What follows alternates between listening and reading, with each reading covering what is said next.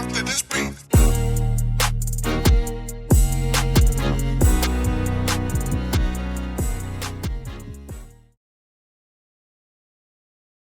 Welcome to another episode of Gamecocks Talk with Captain Will. I am your man, Captain Will. Make sure you like, make sure you share, make sure you subscribe. Make sure you subscribe to Gamecocks Talk with Captain Will so I can continue to bring you that gospel of Gamecocks every single day. Subscribe wherever you get your podcasts. It may be iHeartRadio, it may be Apple Podcasts, it may be Spotify, it may be YouTube. Wherever you choose to get your podcast, you choose that to see Gamecocks Talk with Captain Will, to hear the mellow tones of Gamecocks Talk with Captain Will. We are everywhere, and you are now rocking with the best. And since you're rocking with the best, come rock with your man, Captain Will. We got a good one today, y'all. We got a good one today, y'all. We are talking about Chloe Kitts. We are talking about Chloe Kitts. Chloe Kitts is continuing to shine like a diamond for the South Carolina Gamecocks. We still talking about the game yesterday versus the Georgia Bulldogs. We still talking about that. And we're going to talk a little bit about where Gamecocks stand offensively and defensively in terms of offensive rating, where some of our key players stand in offensive ratings and defensive ratings according to the SEC analytics. We are doing a deep dive with all of that. But we're going to start with Chloe Kitts. That's what we're going to start with. And I get a lot of different comments, a lot of different mentions, a lot of different stuff about Chloe Kitts. Some good, some bad. And it's just a lot of fervor about Chloe Kitts. And we could talk about Chloe Kitts being the 17th ranked player in the 2023 class. We could discuss that. She was one of the top players in that class. She was going to be a McDonald's All-American. We know the history. We know she's signed up early, came on to school, got into the workout program, gained some weight with Body by Molly. We know all these things. We know all those things. But you're talking about the transformation and the metamorphosis from her last year to this year, okay?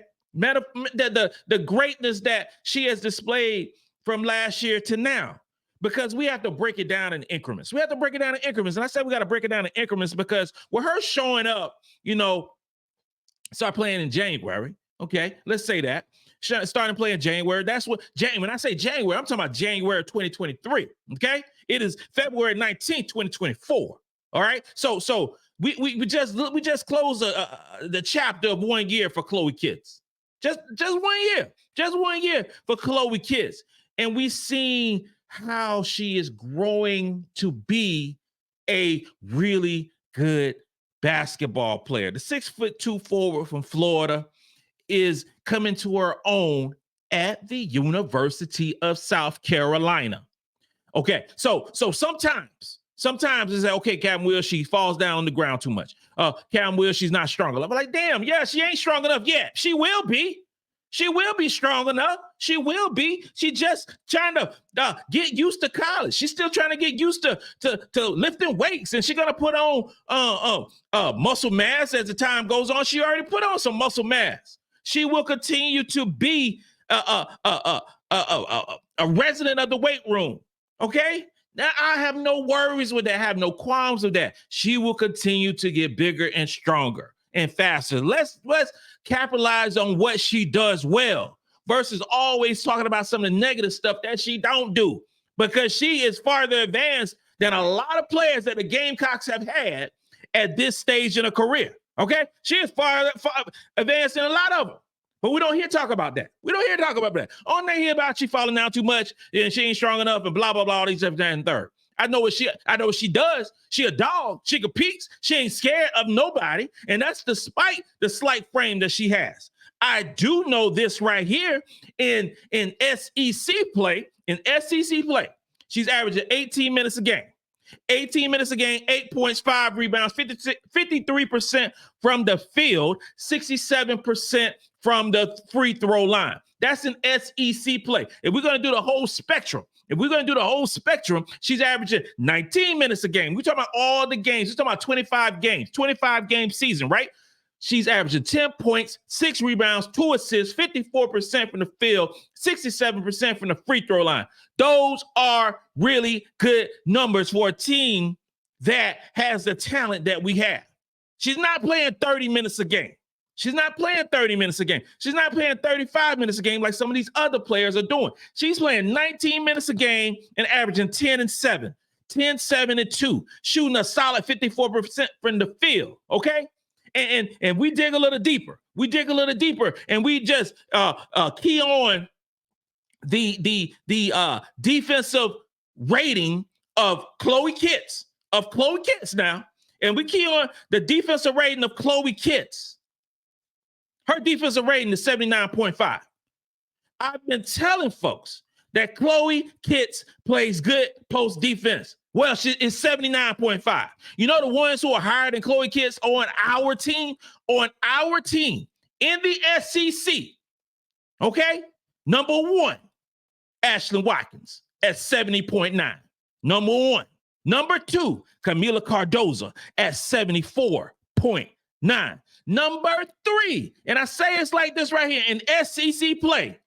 Number 3 is none other than MiLaysia Fulwiley at 77.2. Who's number 4? You got it. Chloe Kitts at 79.5.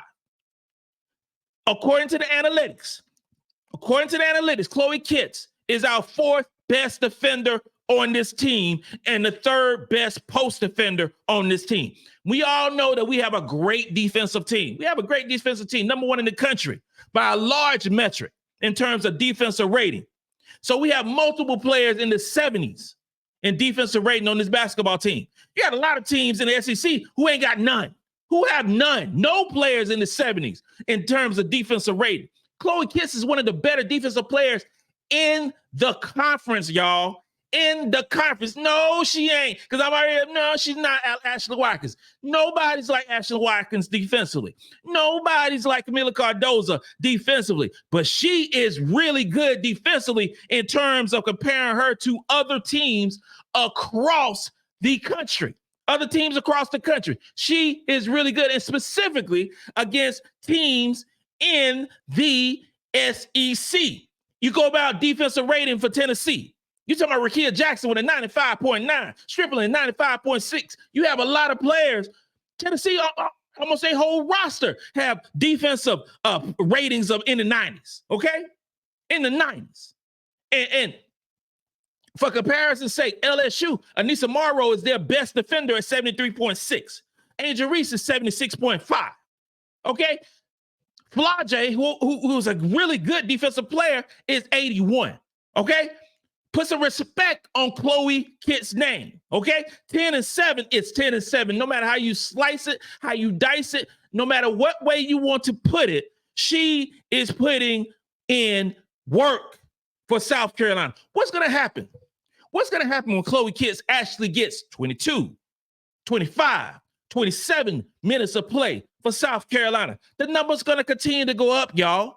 You can expect Chloe Kitts to average a double-double next year. That's the expectation. Why is she going to average a double-double? Well, she's averaging 10 and 7 right now. Right now. Imagine Chloe Kitts with 20 extra pounds on her frame. You telling me she can't hold on to 2 or 3 more rebounds? You think she can't finish at the basket a few more times to up that thing to 12, 13 points a game and 10 rebounds? Chloe Kitts should average a double-double next year, ladies and gentlemen. And she is not getting the respect that she should be getting from Gamecock fans. She's not. So I'm letting you know that Chloe Kitts is balling out this season. She is balling out. And she is one of our most consistent players on this basketball team. She is. She really is. What happened to LSU? Remember the LSU game? Primetime game up in the LSU? She wasn't scared. She finished with 14 points in that basketball game. She kept us in the game the first half. Chloe Kitts did. Okay? She is balling out, and she should be recognized more often than she is getting. Yeah, she did well last night too, because she ain't scared. She ain't scared. We have some players on this team that sometimes the moment seems a little too big for them. We do. It never seems too big for Chloe Kitts. She continues whatever environment, and we could go back to North Carolina. We could go back to Duke. We could go back to those tough environments that was she played and put in her work, flipped her hair, batted her eyes, and dared somebody to say something to her. That was Chloe Kitts. Now, look, there was a time, during the game also, you had to pull back a little bit because you got a little hype, and you had Raven doing kisses out to the fans and everything. It was like, it was a little out there, but I loved every second of it. I loved it because I love the back and forth. I love the competition. I just love that. And Chloe Kitts is doing that. She's doing that. Shout out to Chloe Kitts, her family, mom and dad, sister going to be playing in Florida. Keep on doing what you are doing. Let's talk some more about where the Gamecocks stand now offensively and defensively after 25 games. Let's go. South Carolina continues to pop. South Carolina continues to pop and continue to be undefeated, 25-0, undefeated in the conference, number one in the AP poll, number one in net rating. We just continue to do things that other teams are envious of what we're doing. Those are the facts. I don't know how to make it more plain. Those are the facts. South Carolina is a special, special team, and we continue to put up special, special numbers regardless of the opponent. And because you have a team like a Georgia who threw some blows, threw some uppercuts, threw some right hooks, and we had to bob and weave and deal with the pressure and still ended up with a 14-point victory. Did we play our best? Not at all. We didn't play our best. In no way, shape, or form did South Carolina play our best on yesterday. We did not. But we still won the game, and we still won by 14 points, and we still undefeated, and we are still looking for a undefeated regular season. We have a really good Alabama team coming into Colonial Life Arena on Thursday. On Thursday at 7:00 p.m., so we have to be ready to play, and I hope that we get into a better frame of mind and continue to work and listen and stay focused and focus on the details and get off to a better start. Now, through 25 basketball games, South Carolina is still, like I said, number one in net ranking. All right. And we have right now the number 4 ranked offense in the country. Number 4 ranked offense in the country. We're not number 3 no more, not number 1 no more. We are number 4 in the country out of 360 teams, which is straight up unbelievable, straight up sensational, and we still are balling offensively. Field goal percentage, we're still number 1. 2-point percentage, we're about top 15, top 20, and 3-point percentage, we're top 5 in the country. Okay, so we still have stellar numbers offensively. We're just not the elite no more. We just elite, all right, which is still wonderful. And our best offensive player, according to the AP, not the AP rating, what's the thing called? According to analytically speaking, our best offensive player on this basketball team is Te-Hina Paopao. Te-Hina Paopao is our best offensive player. You just saw her shoot 5 3-pointers yesterday, 5 for 11 from the free 3-point line. She's second on the team in assists. She is a solid rebounder. Te-Hina Paopao is an elite offensive threat for South Carolina, but that's no surprise to anyone. We knew she was going to do that when she arrived on campus from Oregon. We knew she was going to play and ball out offensively. Number 2, our second best offensive player on this basketball team is none other than Kamilla Cardoso. Kamilla Cardoso is our second best offensive player. Yesterday, she had 16 points, 16 rebounds, 5 assists, 3 steals. 3 steals, 3 blocks. Her best game of the season. And I've been waiting on this type of output from a Kamilla Cardoso because she could easily have 20 and 20 in this basketball game. Easily had 20 and 20. I want Kamilla Cardoso that played on yesterday to play on Thursday, because we get these stellar numbers from Kamilla Cardoso doing what she did against Georgia. We need her to do that against Alabama and show up and show out. That's what we need for Kamilla Cardoso. She is a very talented player. Most times she is bigger and stronger than any other opponent that she's going against. 6'7" to 6'7". No way, no other way you can shape it, form it, whatever. She is 6'7" with long arms and is athletic. She is our second best offensive player on this basketball team. And that is in terms of offensive rating SEC, okay? Offensive rating SEC. Third best offensive player on this basketball team is none other than Bree Hall. Bree Hall is our third best offensive player. And I know some people are going to be like, what? Bree is our third best offensive player? Ladies and gentlemen, yes, she is. Yes, she is. Is she in a slump right now? Yes, she is. Is she going to come out of that slump? Yes, she is.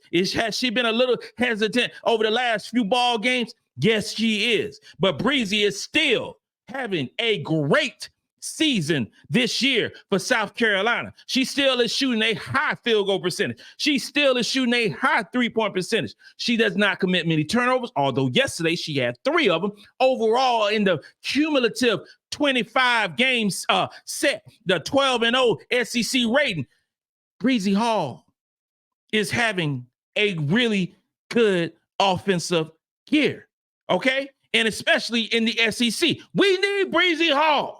We need Bree Hall. We need that aggressive Bree Hall that we saw early in the season, midway during the season. That's what we need from Bree Hall. Now, I need Bree Hall to ball out on Thursday. We know she could do it. We know she could do it. And I believe she will do it on Thursday, then again on Sunday.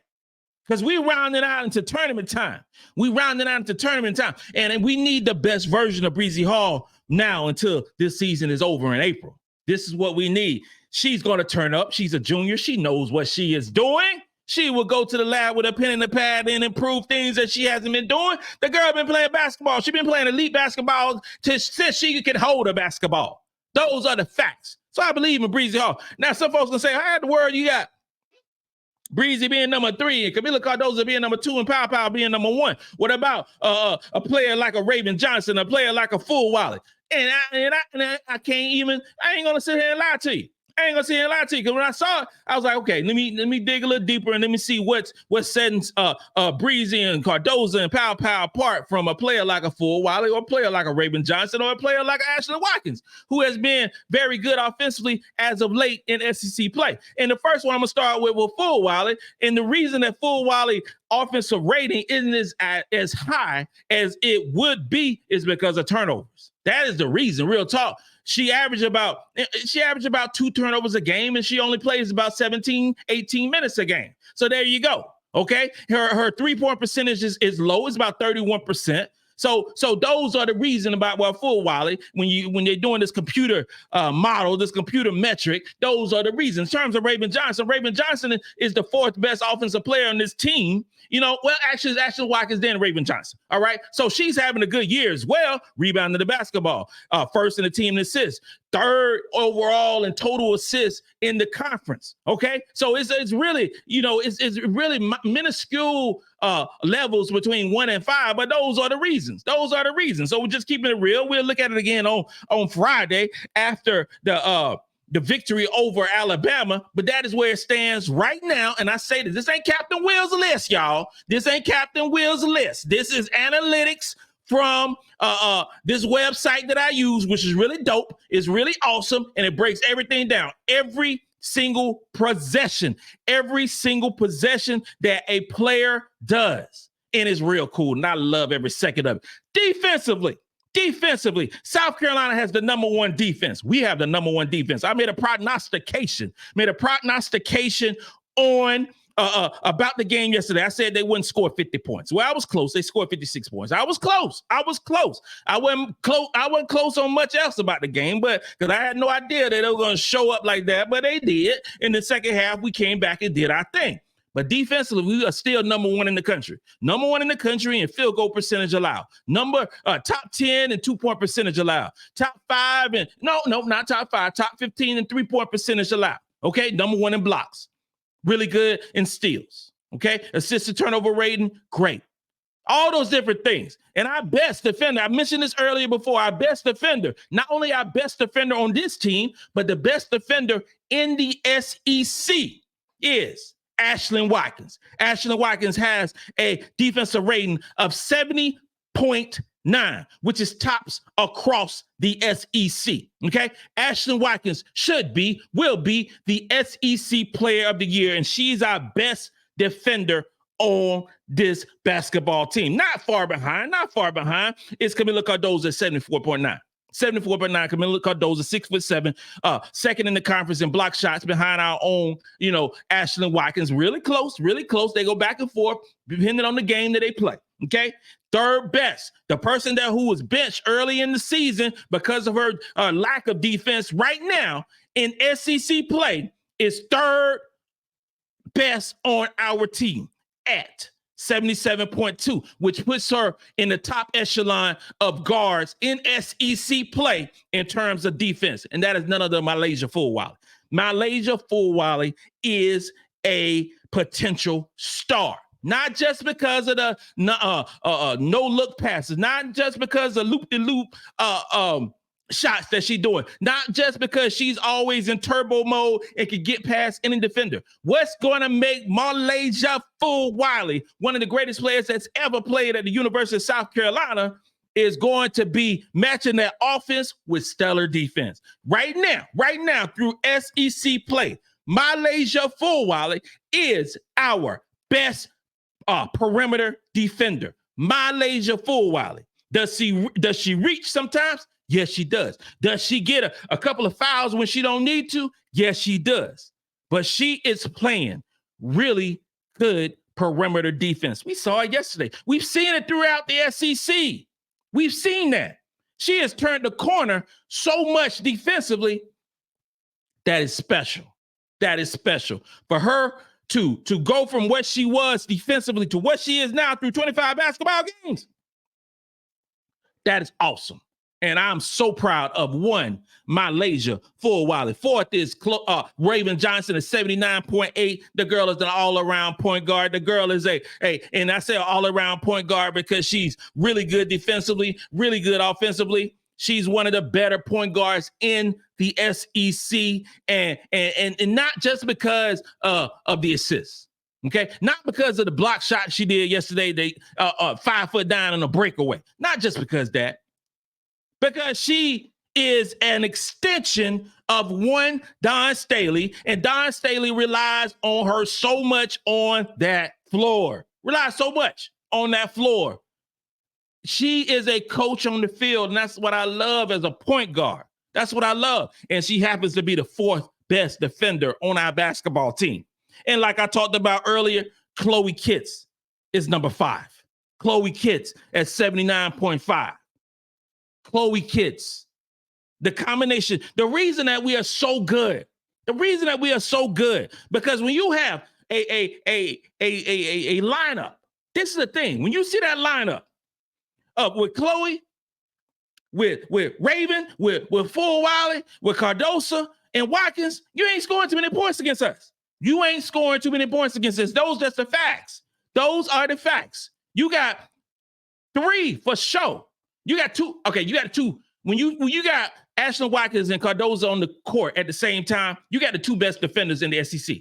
That goes without saying. 2 best defenders in the SEC. You throw in a situation where you got Raven Johnson guarding you for 94 feet, you got Fulwiley putting pressure on you, and Chloe doing what she does. That is elite defensive play. All day, every day. I love to see it. This team is special. This team has something to prove, and this is a young basketball team. We will continue to get better. We will continue to grow offensively and defensively because Watkins is a sophomore. Let's talk about that. The best defender in the SEC. And if you best defender in the SEC, you the best defender in the country. So we talk about the best defender in the country, and Ashlyn Watkins is a sophomore. All right? Fulwiley. Right now, third best defender on our team, the best perimeter defender on our team through SEC play is a freshman. Raven Johnson is a sophomore. Chloe Kitts is a sophomore. They're going to get so much better defensively, and we will continue to win and dominate games for the next foreseeable future. And when I say foreseeable future, I'm talking about forever. This concludes another episode of Gamecocks Talk with Captain Will. I am your man, Captain Will. Make sure you like, make sure you share, make sure you subscribe wherever you get your podcasts. You are now rocking with the best. And since you're rocking with the best, come rock with your man, Captain Will. Let's go. Let's go. Let's go.